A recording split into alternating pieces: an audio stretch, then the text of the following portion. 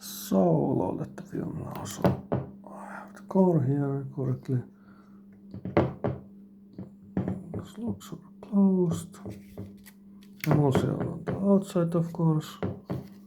Then check the loop size, it's good. And you can also count the perforations. So then center of the loop found and put it straight down, yes. That's about correct, let's do it again, so. There, that should be correct. And this side can be loaded in light. When you take the exposed film off, then you have to do that in the darkness. So the feed side is just to thread the film through this roller, the light trap roller, and then you can do the rest in the light. And this is super easy compared to the LTR magazines. NPR magazine is a tiny bit harder to load than the ACL, but ACL has much more those guide rollers. This is super simple to Aaton. One idea why this is so simple is that the less you have rollers and those sprockets and stuff, the less you will have film dust generally. So the locking works like this. And if it's real raw material, then you will take this probably, ideally, unless you want to live dangerously. So not sure if I can do this with one hand. So you can see there's those pins and they fit there. And the magazine snaps in place. You can hear the snap, but yep, sounds like that. And then manual inching. And then testing. So now I'm resetting the counters. Oh, I can film this so that you can see. So plus and minus together, reset, yep. Then new roll. What did we have? We have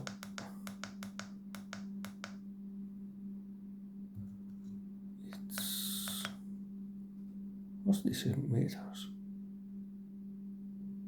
Yeah, it's in meters. So it's like 22 something. And this. So this always counts everything in feet because it's more precise and it's easier to save to the memory than if you have this in meters mode, then it just converts the feet values for the display. So it gets these funny decimal numbers. But it really counts in feet, it counts in frames, exact frames and exact feet. So these are just for reference, these meter values. It really counts in feet. So you can see if using the test it might, if manually inching, then it doesn't turn down manually inching. It doesn't update. You can see there's the, that's it. So there's the voltage reading, then the frame rate preset, then messages, like now the same message is there. Then under that is the frame counter. And the frame counter might have different intervals for refreshing. So it, for example, in 3 perforation mode, it counts, was it 60 something frames? 60 something frames, 64 or something, and then resets. And in 60 millimeter modes, it counts 40 frames, and then that's 1 feet, and then resets. So it might differ depending on what your settings are. Now it's feeding 2 FPS, 2 FPS mode, so it's outputting a frequency, like you see. And now didn't update the meters yet, maybe. Yeah, now it's saved. So I said in the other video that you can see this momentary flashing every now and then. That's the screensaver. So screen updates more regularly, but that's a screensaver kind of preset that flashes. So it's adjusted so that it counts 3 flashes, and if the frame counter hasn't advanced at all between those 3 flashes, then it saves. So let's see. But I can actually using feed values. Then was it?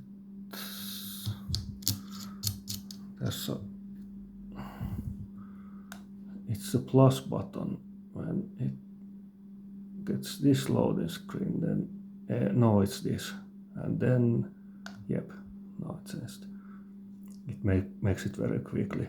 So when booting up, if you want to change between feet values and meter values, then hold this plus button down when it shows those statistic screens.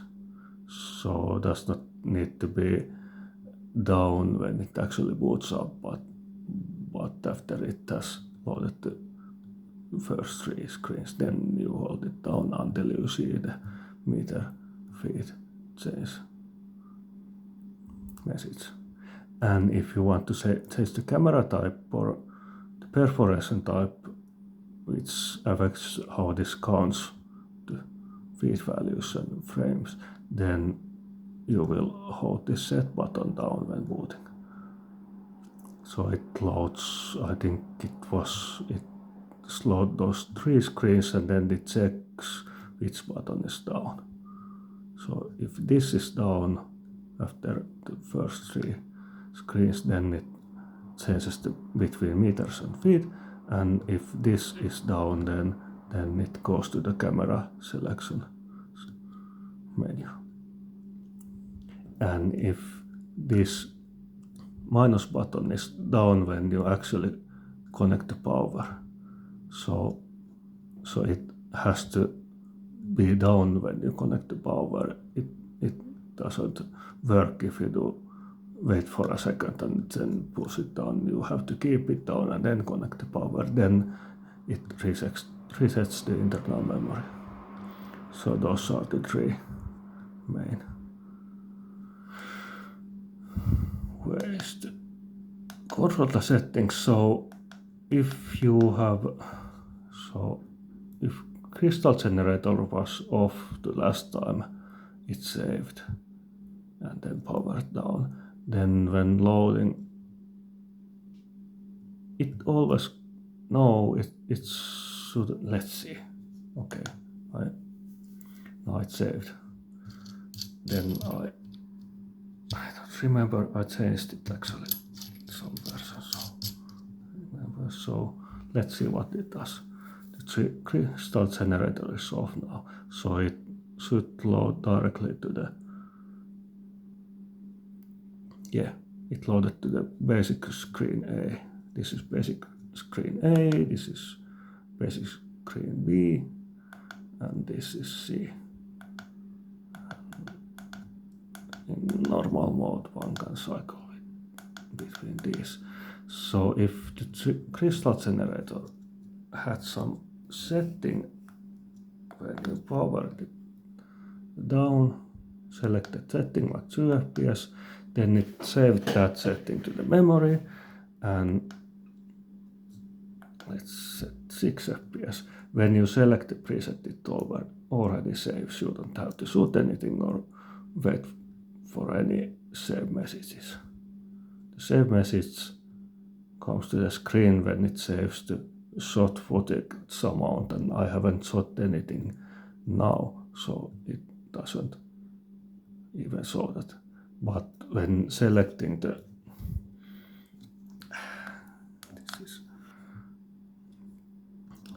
selecting preset, so it's enabled now, it saved that. So I can power this down. By the way, I recommend always using this connector if you need to disconnect this. Don't take it off from the camera side, because now it had the enabled preset when it was powered down, so it went to the frequency frame rate selecting screen when it loaded.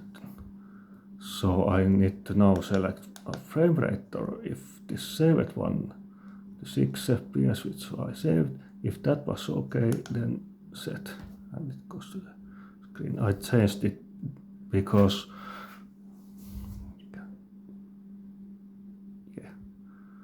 so if this voltage meter shows something weird, then wait for the next refresh.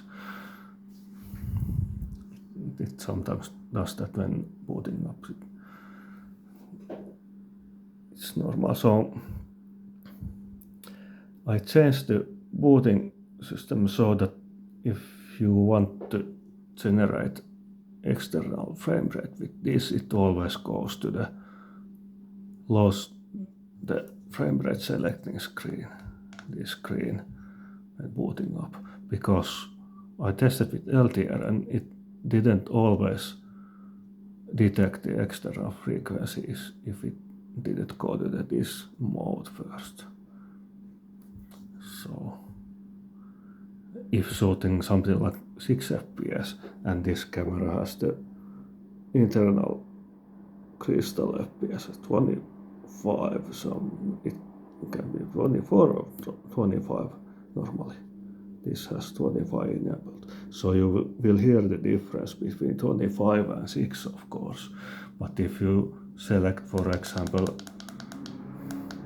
you have camera which is set for 24 and you select 23.976, then you can't hear the difference. You don't have any means to detect if it's running at correct speed. So I had to change the boot up sequence so that it loads to the screen, to be absolutely sure that if you have the external speed enabled, the camera also will detect it.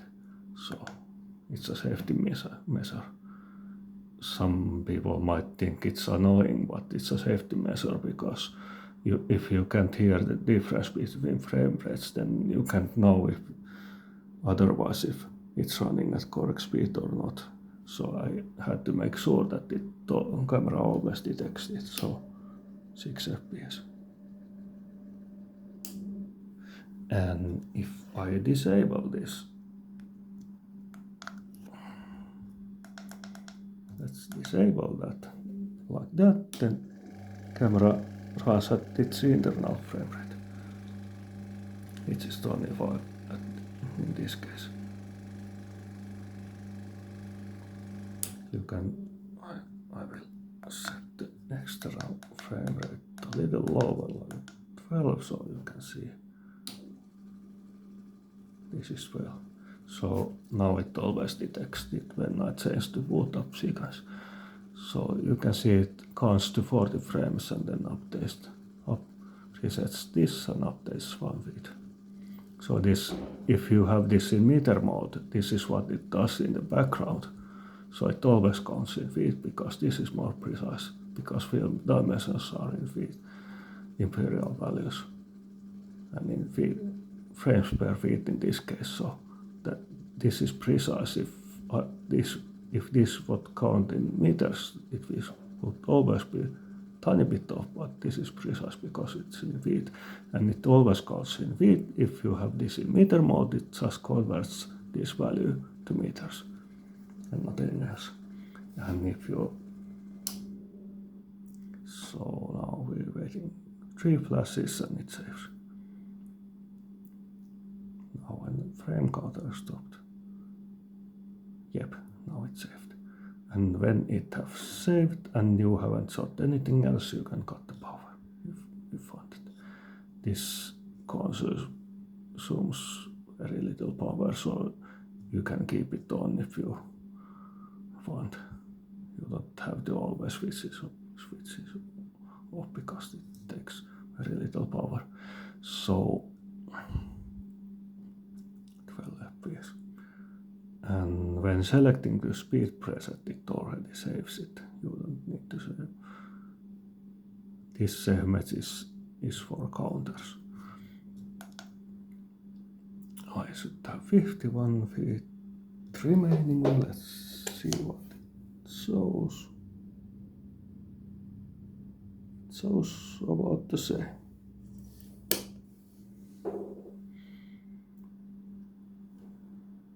So maybe I'm just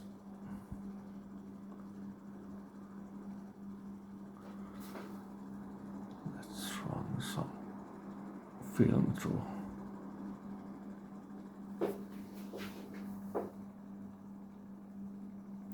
And this is, as you can see, it's very compact device. It's actually a little funny looking because it's so compact. Let's see if I can. There's the wider shot. So pretty much everything else is larger than this meter. It's just difficult to take photos of it without it looking larger than it actually is. So now we have shot some stuff, then waiting for it to save. I am saving the next screen also. So I'm making small tutorial clips where showing it, now it's saved, individual features. So this is a take list, so when you're actually shooting it, there's the surround take, then you can see well, let's just run it. So it's running now, 1 feed, last previews, and then a couple of takes after that. These are not saved when the power is cut. They don't have any saving feature, so that allowed me to add more of these because they are not saved. So I can, let's see now, 3 flashes and it saves and updates this list. Wait for a second.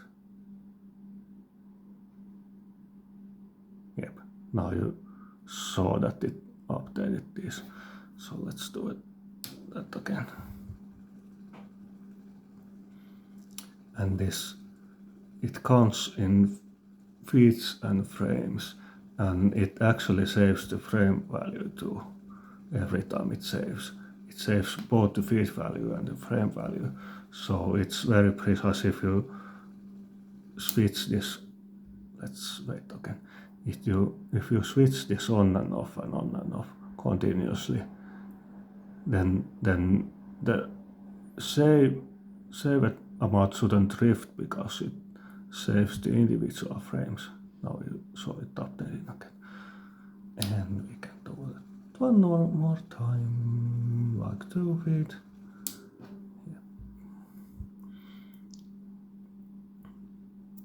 So you saw one of these takes that I ran the camera and instantly it counted 1 feet. That was because it stores the frame value too. So you saw the list going on and on. So you can check the individual take lengths here. And when in meter mode, it converts these to meters. So it's total. And do we have anything left? Almost empty. couple of meters, like 3 or 4. So total and remaining. He entered a little bit too high value to roll into, but anyway. So you can see that it can stop to, for example, 27 frames, and no feeds advanced. So it needs to save both this value and this value in case you cut the power now. Otherwise it would lose 13 frames. Actually it would lose 27 frames. So if you cut the power like 20 or 30 times during the day, then you will get some substantial drift. So it needs to save the frame value too. It's very accurate when it does it this way.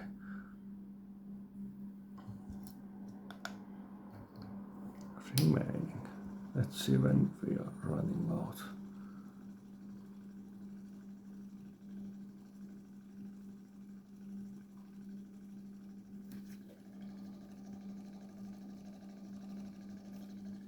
This is pretty silent camera. Yeah, there was. So I entered at 11 feet too long.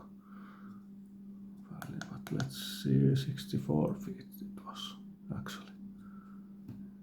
And this is much more precise than this. That actually shows some small amount still. So this is very precise. And the feed value is very precise. The meter conversions are close enough to be precise. But those are always conversions and rounded a little, so not absolutely exact, but really close. But these frames and feeds are very exact. So, and the take list updates and updates. And when it's running like you saw, then the current take updates continuously, and when it has stopped and saves, then it updates the list. Yeah, but that's basically how it's used. The basics. I will make a tutorial of it later, but I'm going to shoot something with this either today or tomorrow. Let's see. So I have that onboard battery. This is the one I resold. This is the resold battery. It has, when I did it, was it yesterday or the day before? Anyway, this week. So this has new cells. This is really good. This is one of the old style nickel cadmium. It's larger too. So this is old battery. It has some charge. It does work, not super good, but it's a backup, and I can take a block battery with me too. Not specific block battery. I have those lead cell batteries or HEM batteries, and can take a XLR cable with me and use that as a backup if needed. So this is basically a handheld setup. I will get rod extensions later on, so I don't have the original Aaton handle because it was lost by the previous owner. So, and they are really rare and expensive in good condition, and I don't specifically need one, so I can use, because I'm mainly using the zoom lenses, so the follow focus goes quite a bit forward. Then I just mount the rod extensions when I get them, and then mounting matte box on those, and then follow focus here. Or if shooting documentary stuff, I can just use it like this, take the handles off even if needed. These rod stops are really short, so I have the stopper here to prevent them. This handle setup is integrating because that could be dangerous and the camera might fall if doing that in the middle of the take. So needing one of these plugs if using handles on the rods, and you have only this sort ones. I might make some. It would be quite easy to make another rod system with modes here, so might do that sometime later, but I'm actually planning, because I have this counter device, I had an idea, because this handle doesn't have mounting holes, I had an idea. This is, you can see the weird shape on the handle. There's the viewfinder prism is directly underneath and it's protected by the handle. So if you take this out, then you get the prism there. That's why it's shaped this way. But because I will maybe want to make a mini V-lock adapter for this, and it would be quite nice to make a half gauge kind of system here, then I could integrate that to the handle, and on the other side make some kind of extension and add the counter device like this. It could be wired to the connector, just like this one. It partially being covered by the handle gauge combo, of course. Or your camera technician who CLAs your camera might be able to wire those internally, so that only the power connector goes to from the V-lock plate and regulator. Power connector goes to the XLR, but this speed adjustment and footage counter cables would go inside the camera to the socket, so you don't have separate external cable for this. But I'm working on it, and if I get orders for it, then might make one.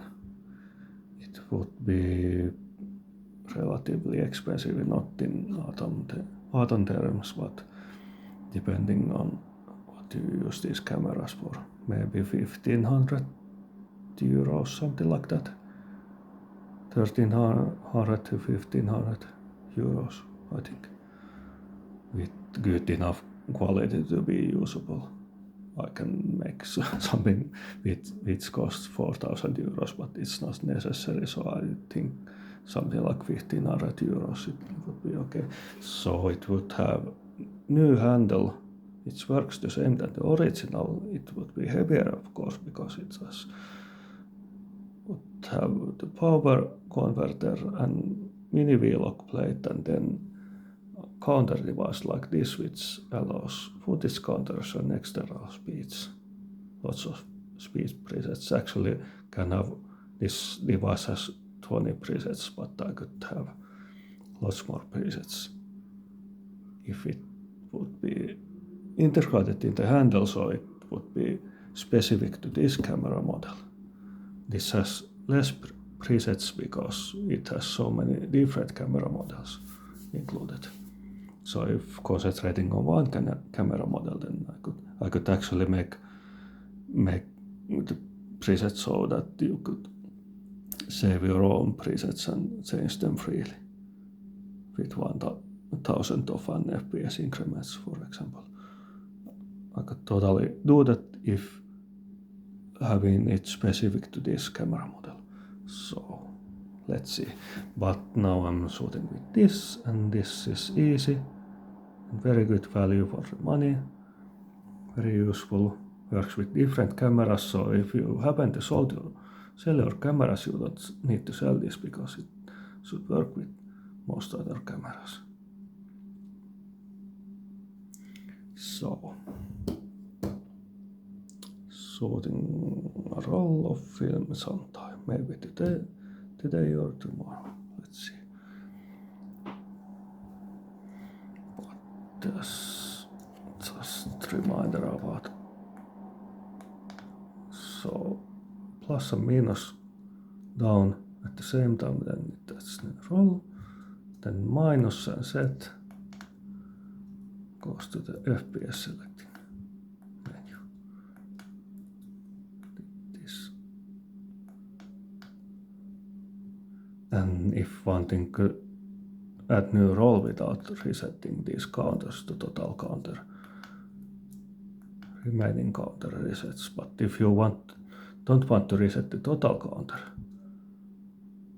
just want to add new roll, then hold the plus down and then push set, and it goes to the new roll menu. And if you remember from the previous video, if you haven't pressed the minus button, then it cycles upwards in 100 feet increments.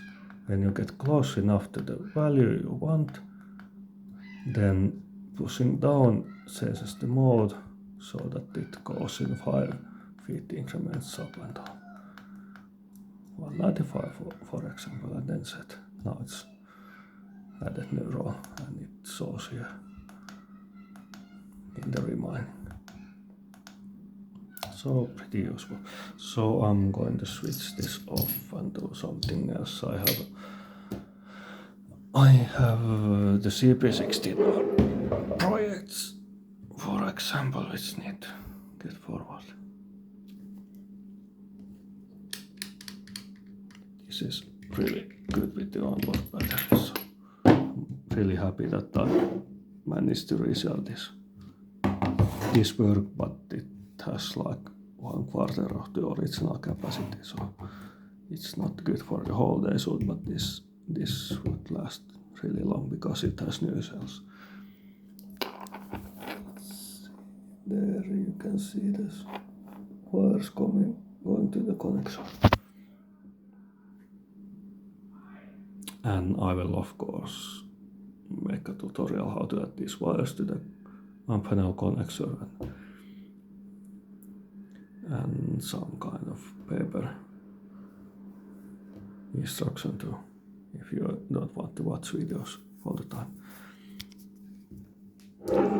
Preparing shooting a short film with this sometime